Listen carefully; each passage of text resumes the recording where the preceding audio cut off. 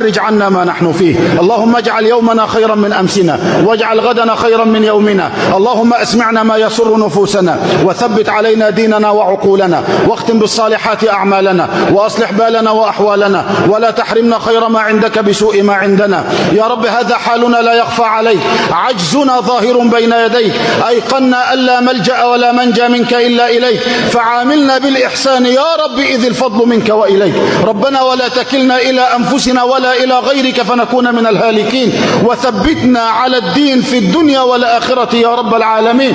يا رب احشرنا في زمرة نبينا وتحت لواء حبيبنا. اللهم أوردنا حوضه ولا تحرمنا أجره ولا تفتنا بعده، واسقنا من يده الشريفة شربة هنيئة لا نظمأ بعدها أبدا. اللهم اهدنا سبل السلام، ارزقنا حسن الختام، أبلغ حبيبك وآل بيته منا السلام، حققنا بمعية في اليقظة والمنام، اجمعنا قريبا في بلدك الحرام وفي روضة سيد الأنام، وارزقنا الحج هذا العام وكل عام يا ملك يا علام بجاه المصطفى خير الأنام. اجعل صلاتنا على سيدنا محمد شفيعة لنا يوم العرض عليك، اجعلها ضياء ونورا وفرحا وسرورا على قبور أمواتنا وأموات المسلمين، اجعلها لنا نورا في قبورنا، اجعلها لنا شرحا لصدورنا، اجعلها لنا تيسيرا لأمورنا، اجعلها رفعا لأقدارنا، اجعلها تخليدا لذكرنا، اجعلها يا رب عندك في أعلى عليين حينما نقابل سيد المرسلين يوم العرض عليك يوم الدين،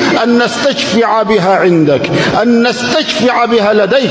اللهم ارزقنا شفاعة حبيبك محمد، أحينا على سنته، أمتنا على ملته، احشرنا في زمرته، اشملنا بشفاعته. يا رب يا رب اغفر ذنوبنا الآن، لا تخرجنا من بيتك إلا وقد غفرت ذنوبنا وفرجت كروبنا وأصلحت قلوبنا وجبرت خاطرنا وبلغتنا مرادنا. اغفر لنا ولوالدينا، رب ارحمهم كما ربونا صغارا، وألحقنا بهم على خير حال. صلى الله وسلم